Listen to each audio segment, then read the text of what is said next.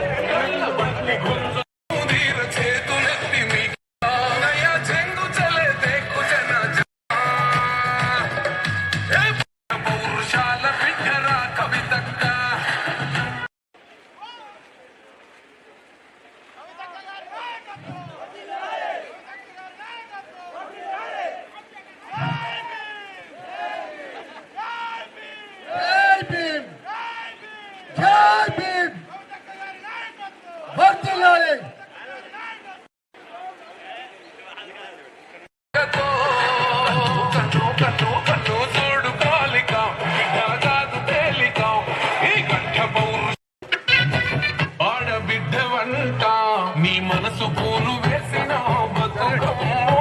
మా కవితమ్మ నీ నెత్తురులో ఉన్నది పొగరైన పోరు ఎవరాపలేరు నీ కన్నెరుపును చూడబోతే కాలికవో మా కవితక్కవో నీ అవినీతిపై యుద్ధం నీ క్రమ ధైర్యం కేవలం చేస్తుంటే రక్షణ శబ్దం అవినీతిపై యుద్ధం నీ చేతులలో లేము తల్లి కత్తు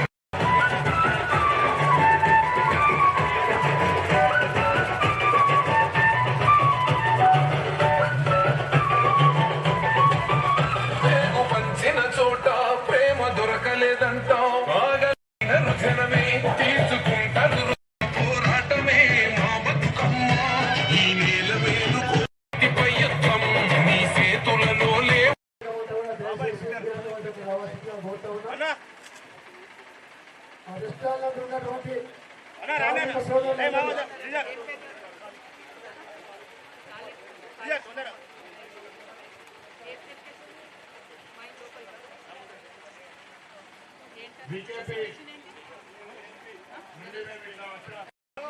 మాకు జాబులు లేకుండా కూడా మీరు బాగా కష్టపడి కేసీఆర్ సార్ గారిని ఒప్పించి మాకు జాబులు ఇప్పించారు. దీనివల్ల మేము ఒక 2,000-3,000 మందిని ఇప్పుడు సింగర్ని హ్యాపీగా చేసుకున్నాం. ఇది కారణం మీరే. ఎప్పుడు కానీ మా కోసం బాగా శ్రమించి ఉద్యోగాలు కావాలి. ఇప్పటికీ ఎండను మీరు చూసి మాకు ఎట్లా అంటే ప్రతి ఒక్క సింగర్ని కార్మికులను ఏసీ కూడా పెట్టించారు. అక్కడ మీరు ఇప్పటి వరకు ఎవరు పెట్టలేదు. ఇప్పటి వరకు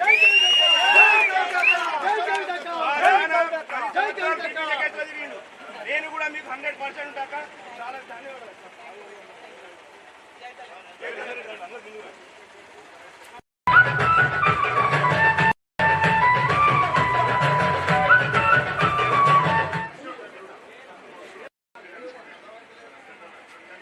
పర్మనెంట్ కార్మికులు చేస్తున్న ప్లేస్ 600 గతంలో ఈటీ గ్రేడ్ చేస్తున్నారు. జీడీకే బి గ్రేడ్ ఆ ప్రమోషన్ ఇప్పించిన ఘనత 40 చేసింది. కానీ దగులుబాజీలు వచ్చి మాయ మాటలు చెప్పి ఇదే నేను ఇక్కడనే అప్పుడు పుట్టవల్లి నుండి మొదలుపెట్టి శ్రీధర్ బాబు గారు కూడా నా ఓటర్స్ మీ ఓటర్సే సమస్య పరిష్కారం చేయలే. కార్మిక సమస్య చేసుకోవడానికి రాలేదు. కానీ ఇక్కడ విచిత్రంగా ఏమి చేసినా మనం కార్మికులకి కష్టం, కార్మికుల కోసం పనిచేస్తున్నాం. మీరు కత్తి వానికి ఇచ్చారు, దగులు వానికి ఇచ్చారు, మీ గొంతులకు వస్తాడు. అదే కత్తి మా చేతులు ఉంటే పులిలాగా బతికేటోళ్ళు మీరు, పులిలాగా బతికే మిగులు అని భయపడి బతకాల్సిన పరిస్థితి ఏర్పడ్డది. నేను ఎప్పుడైనా యువతకు చెప్తున్నా, మీ బలం ఎక్కడ పోయింది? మీరు ఎందుకు తిరుగుబాటు చేస్తలేరు? యూనివర్సిటీలో దానికి ఏమంటారు కదా, కూడా వైస్ ఛాన్సలర్ కు మీరు ఉత్సవించారు, గడిగలాడిచ్చారు. మా తారకత్ ఎవరు కూడా ఏదేమైనా ఈ బాయ్ అతి పెద్ద బాయ్ వారు కూడా మాట్లాడతారు. కాకుండా జిఎంటీ సిస్టమ్ పెట్టాలి. రకరకాల వేధింపులు ఇక్కడ బానిసలు. మీ యూనియన్ ఇక్కడ గెలిచింది. కాంట్రాక్టర్ మీ పెద్దపల్లి నియోజకవర్గంలోనే పెద్దపల్లి నియోజకవర్గం కోల్పేట 3 మంత్రులు. ఒకరు సోషల్ వెల్ఫేర్ మినిస్టర్ ఏం చేస్తాడు? ఒక్క క్వార్టర్ ఇళ్ళని ఎక్కించిందా? ఇంకొక ఆయన లేబర్ మినిస్టర్ ఉన్నాడు వివేక్ గారు. కాంట్రాక్ట్ లేబర్ల జీతం కూడగొడితే మిమ్మల్ని గెలిపిస్తే మేము అందరం ఓటేసి మా మేడం సిగరెట్లో ఎమర్జెన్సీ ప్రకటించలే. ఆ ప్రాజెక్ట్ ఎమర్జెన్సీ ఉన్నది. మాట్లాడితే ట్రాన్స్ఫర్ సిస్టమ్, బ్లాక్ మెయిలింగ్, ప్లేట్ బంద్, నల్ల చట్టాలు అక్కడికి ట్రాన్స్ఫర్ పెట్టుకుంటే అప్లికేషన్ పెట్టుకుంటే మీకు గ్రేడ్ తగ్గిస్తారు. పాముని ఇచ్చేలాగా మనం నీళ్ళు ఉన్నాం. మరి ఓపెన్ క్లాస్ కావాలంటే ఒకటో కేటగిరీ తంతాడా, కొడతాడా, చంపుతాడా?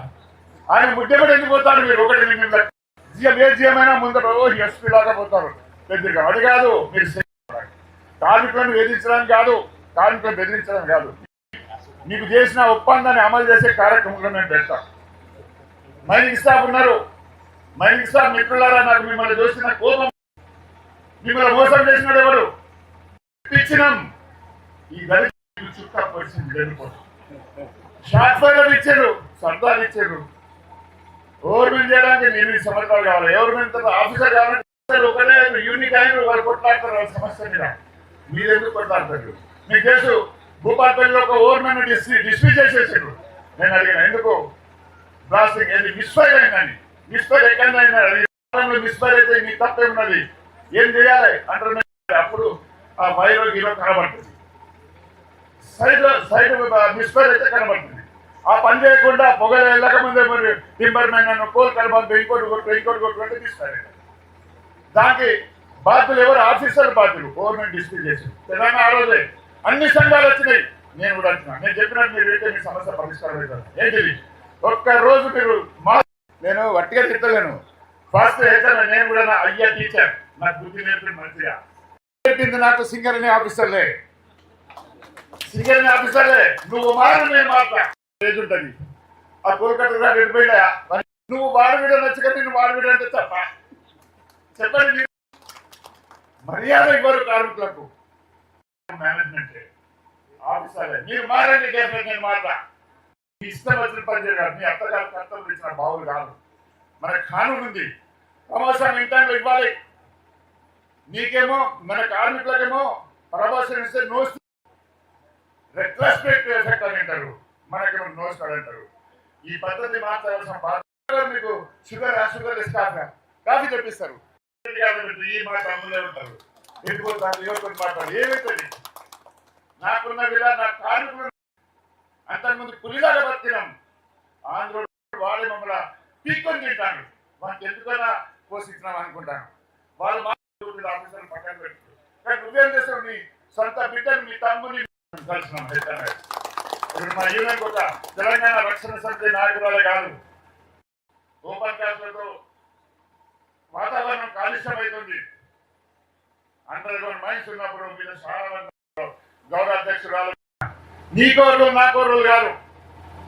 మా కార్మికుల కోసం కార్మికుల నాయకులు మీకోసం వచ్చినప్పుడు కలుస్తారు. స్టేజ్ మీద ఉండి అక్కడ సెక్యూరిటీ గార్డ్ల ఫోన్ ఉన్నది.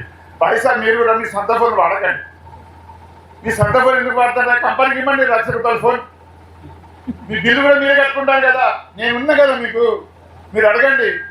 కంపెనీ ఫోన్ కాదు, మీ ఫోన్ తోటి ఫోటోలు తీసి వాళ్ళు పంపిస్తే మీరు రకరకాల మీరు బాగున్నాను కానీ మిమ్మల్ని తిట్టకూడదు. మీరు కూడా జేబీసీ మెంబర్. కానీ కొన్ని సందర్భాలు మీరు తిట్టాల్సి ఉంటుంది. సాఫ్ట్ మీకు కనుక ఇవాళ ఆఫీసర్స్ అసోసియేషన్ వాళ్ళ డిమాండ్ నిజమైన డిమాండే. మేము కాదంటే పిఆర్పి ఇవ్వాల్సిందే. పిఆర్పి ఇమ్మంటే బ్రోకర్లు అయిందంట.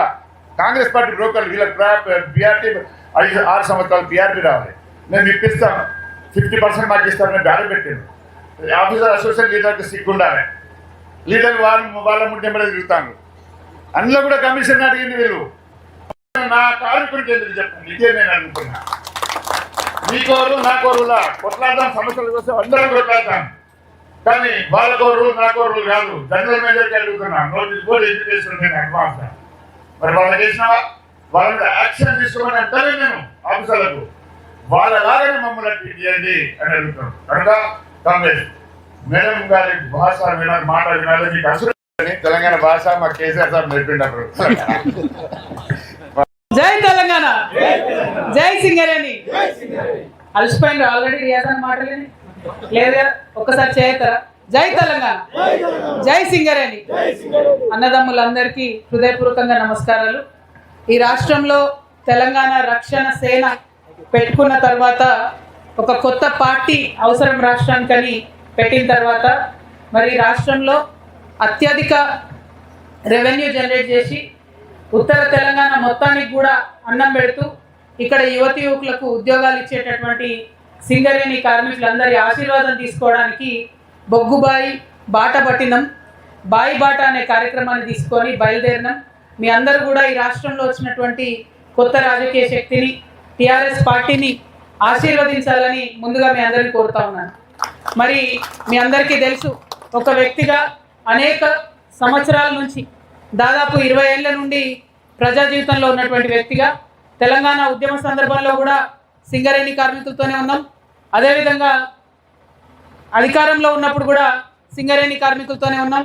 మళ్ళీ ఇప్పుడు కాలం మారి ప్రతిపక్షంలోకి వచ్చిన తర్వాత కూడా మీ పక్షాన్నే ఉన్నాం. మిమ్మల్ని కోరేది ఒక్కటే, సింగరేణిలో ముఖ్యంగా ఇప్పుడు చాలామంది యంగ్స్టర్స్ వచ్చింది. వాళ్ళందరూ ఇప్పటిదాకా రియాజ్ అన్న మాట విన్నారు.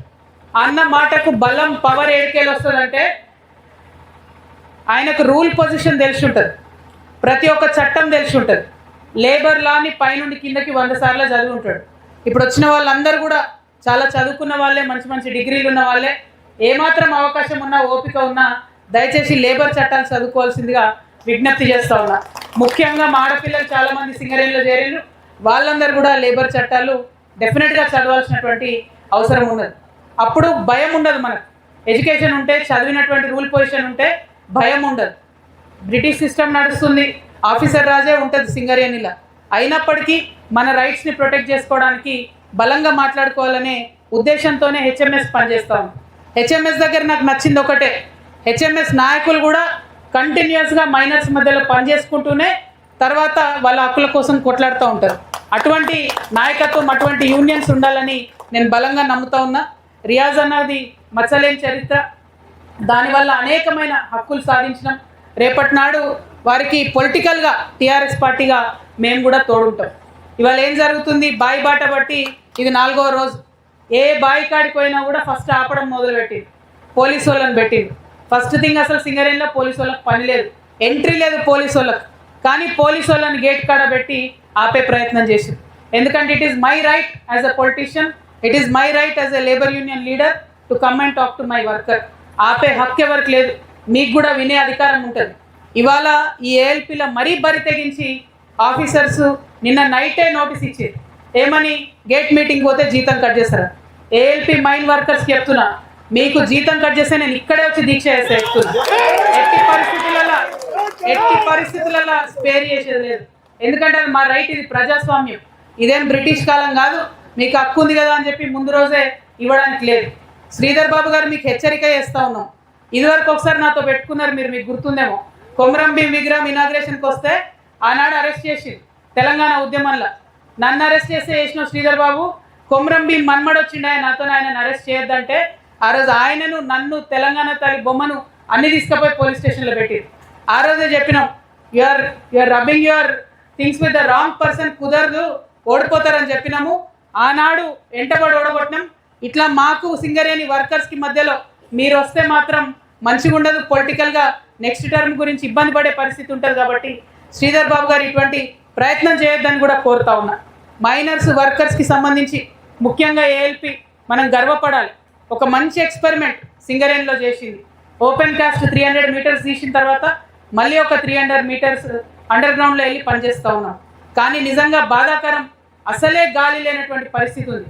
Maximum number of complaints ALP నుండి వస్తాయి, కళ్ళు తిరిగి పడిపోవడం కావచ్చు, సిక్ కావడం కావచ్చు, భయంకరమైనటువంటి కంప్లైంట్స్ ఏఎల్పి నుండి వస్తాయి. ఇవాళ ఆఫీసర్లు స్ట్రైక్ చేస్తున్నారు. నేను ఐ రెస్పెక్ట్ యువర్ స్ట్రైక్. కాకపోతే ఆఫీసర్లను ఒకటే అడుగుతా ఉన్నా నేను, మరి మీ హక్కులు మీకు ఎంత ఇంపార్టెంటో మా కార్మికుల ఆరోగ్యం మీకు ఇంపార్టెంట్ కాదా? ఎందుకు ఫైట్ చేస్తలేరు మీరు? ఎందుకు తీసుకొచ్చి ఇక్కడ మంచి మెషిన్స్ పెట్టడం లేదు? ఇంత ఎక్స్పెరిమెంట్ చేసి 300 మీటర్లు లోతుకున్నటువంటి మైన్లో కింద బురద వస్తుంది కదా, స్లష్ వస్తుంది కదా, కనీసం స్లష్ని పంప్అవుట్ చేసే మెషిన్ ఉందా? ఓన్లీ వాటర్ పంప్ చేసే మెషిన్ ఉంది. ఎందుకు అప్గ్రేడ్ చేయడం లేదు? వస్తున్న డబ్బులన్నీ ఎక్కడికి పోతున్నాయి? ఆ విషయం దయచేసి ఆలోచించారు. ఈ మైన్కి వస్తుంటే బ్రిడ్జ్ ఉంది. ఆ బ్రిడ్జ్ ఎట్లుంది అని అంటే కొంచెం వరద వస్తే మొత్తం పొంగిపోయే పరిస్థితి ఉన్నది. మరి ఎందుకు అట్లాంటి బ్రిడ్జిలు కట్టాలి? అక్కడ ఉన్న వాగు పరిస్థితి తెలుసు, అది పొంగుతుందని తెలుసు, వీళ్ళకి ఇబ్బంది అవుతుంది కార్మికులకు రావడానికి పోవడానికి అని కూడా తెలుసు. ఒకటి గోదావరి కాడ నుంచి ఇంత దూరం రావాలి, ఇక్కడ నుంచి వచ్చినాక మళ్ళీ మైన్ కాడుకోవాలి, అక్కడ మళ్ళీ మ్యాన్ రైడింగ్ సీట్ ఎక్కి 45 మినిట్స్ పోవాలి. చాలా మంది ఈ మైన్ నుండి పెద్ద మనుషులు కంప్లైంట్ చేసిరు నాకు, ఇక్కడికి వస్తున్నామంటే నిన్న మెసేజ్లు వచ్చినాయి, 45 నిమిషాల మ్యాన్ చైర్ మీద పోతుంటే మొత్తం వీపంతా వస్తుంది, స్పైన్ ఇబ్బంది అవుతుందని చాలా మంది మెసేజ్ పంపిర్రు. నేను ఆఫీసర్లను రిక్వెస్ట్ చేస్తున్నా, మీరు ఆ సిస్టమ్ మార్చండి, ఇంకేదైనా కొత్త సిస్టమ్ పెట్టండి. ట్రైన్ పెడతారా, కార్ పెడతారా, ఏం చేస్తారో చేయండి, కానీ కొత్త సిస్టమ్ మార్చండి. మీరు కార్మికుల కోసం పనిచేయండి, మేము ఆఫీసర్ల కోసం కూడా పనిచేస్తాం. మీరు కార్మికుల పక్షాన ఉండండి, మేము ఆఫీసర్ల పక్షాన కూడా ఉంటాం. కానీ మా కార్మికుల్ని వేధిస్తాం, మీరు మాత్రం ఆఫీసర్ల కోసం మాట్లాడాలంటే కుదరదు.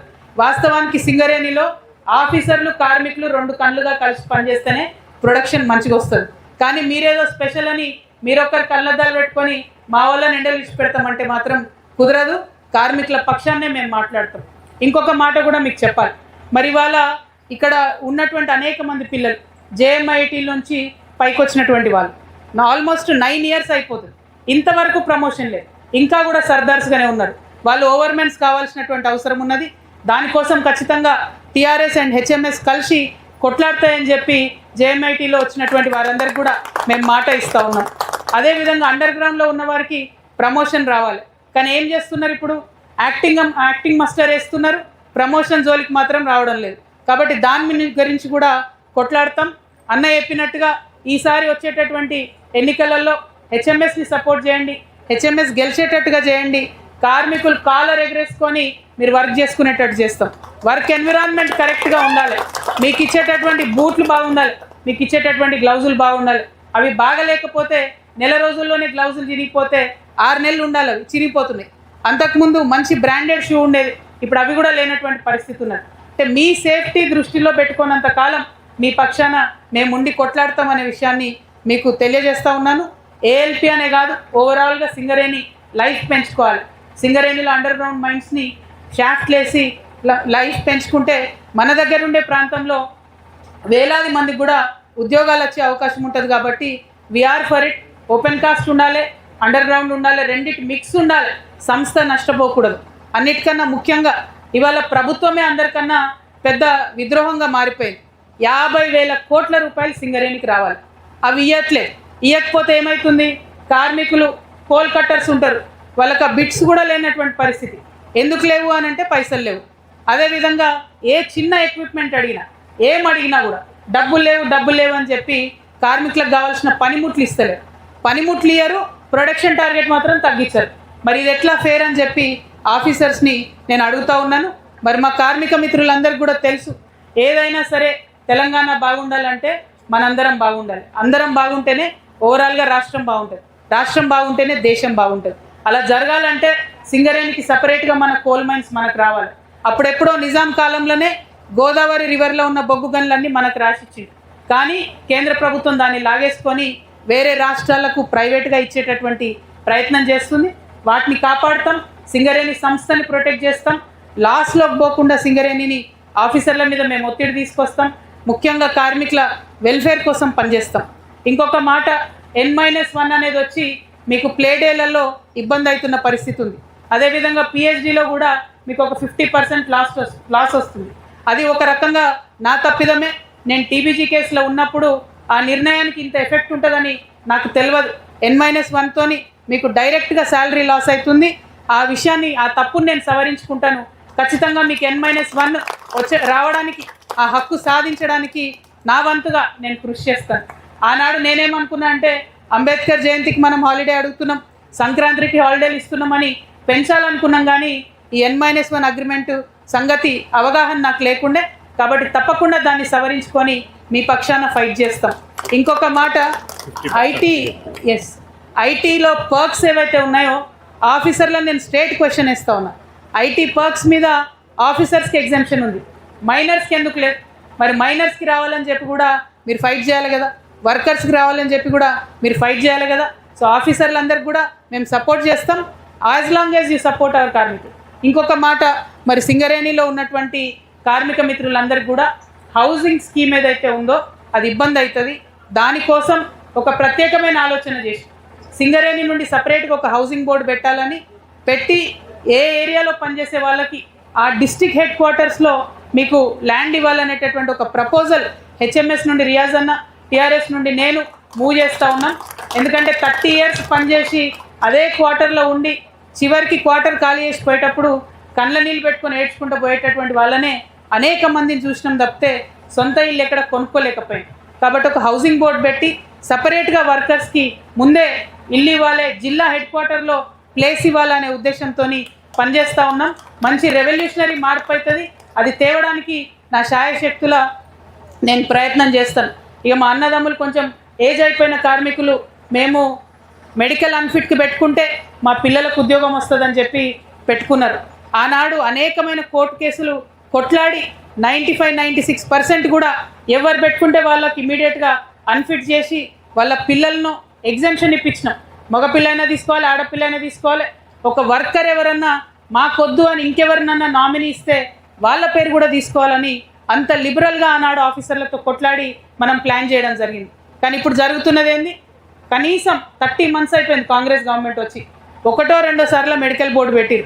అందులో కూడా లంచాలు తీసుకోవడం, అన్ఫిట్ చేయకపోవడం అన్నది జరుగుతూ ఉన్నది. నేను రియాజ్ అన్న సింగరేణి భవన్ ముట్టడి చేస్తే ఒక్కసారి ఓపెన్ చేసి ఒక్కసారి పెట్టిరు బోర్డు, మళ్ళీ అందులో 54 మందికి ఇచ్చి కేవలం 4 అన్ఫిట్ చేసింది. As a policy every month 2 times medical board ఉండేలాగా కొట్లాడతాం. ఇప్పటికి 2000 ఏవైతే పెండింగ్ ఉన్నాయో మెడికల్ బోర్డులో కేసులు తక్షణం అవి చేయాలి. ముఖ్యమంత్రి వచ్చినప్పుడు ఒక 500 మందికి ఇచ్చుడు, డిప్యూటీ ముఖ్యమంత్రి వచ్చినప్పుడు ఇంకొక 500 మందికి లెటర్లు ఇచ్చుడు, అట్లా కాదు. యాజ్ ఎ పాలసీ జరగాలి. దీనిలో పొలిటికల్ పెత్తనం ఉండొద్దు, పొలిటీషియన్స్ పెత్తనం ఉండొద్దు. ఈ సర్టిఫికెట్స్ ఇచ్చేది, ఈ పోస్టులు ఇచ్చేది జిఎం ఇవ్వాలి, లేకపోతే క్లర్క్ ఇవ్వాలి. కానీ ముఖ్యమంత్రి ఉప ముఖ్యమంత్రి వచ్చి ఇచ్చేటటువంటి పరిస్థితి ఉండకూడదు. సీమ్లెస్గా అది జరగాలి. దానికోసం ఖచ్చితంగా ఫైట్ చేస్తాం.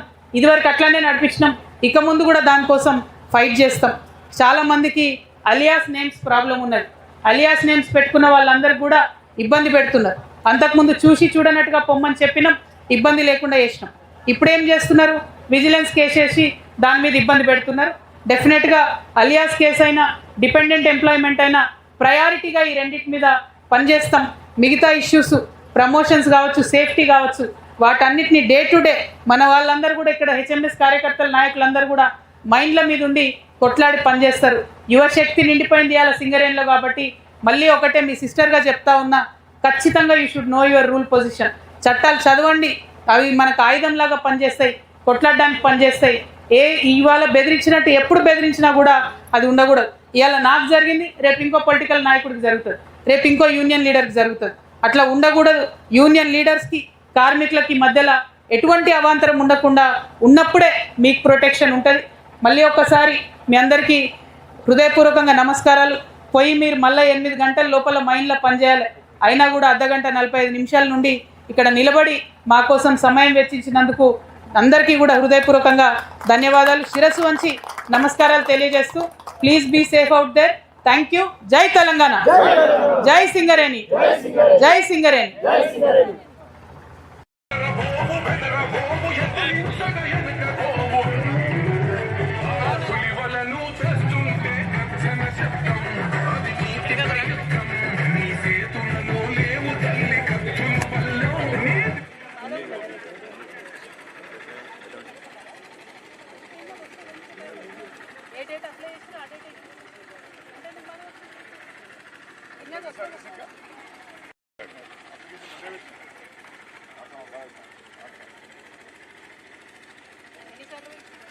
ఇరవై. 10 ఎంత మేము కింద వేసుకోండి. ట్రై చేస్తున్నాం మ్యాక్సిమం మేడం.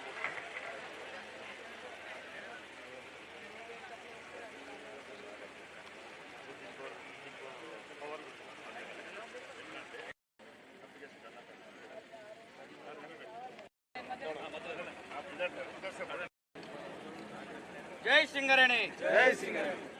ఒకసారి చేతులు గట్టిగా పై. జై సింగరేణి, జై తెలంగాణ, జై తెలంగాణ, జై సింగరేణి, జై సింగరేణి.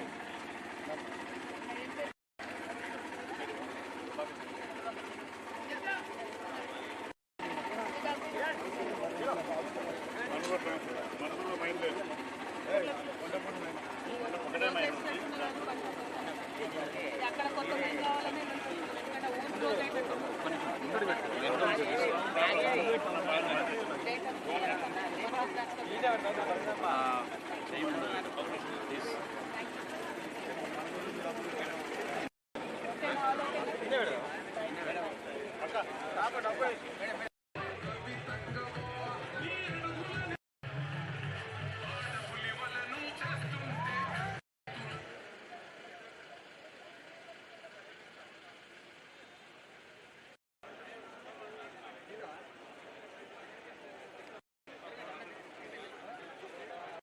ఏఎల్పి మైండ్లో గాలి వస్తుంది, మంచి మెషిన్ పెట్టి కార్మికులకు గాలి ఇవ్వండి, మంచి నీళ్ళు ఇవ్వండి, వాళ్ళకి సదుపాయాలు లేవు, ఆ సదుపాయాలు కల్పించండి, వాళ్ళు పని చేయడానికి పనిముట్లు లేవు, ఆ పనిముట్లను ఇవ్వండి.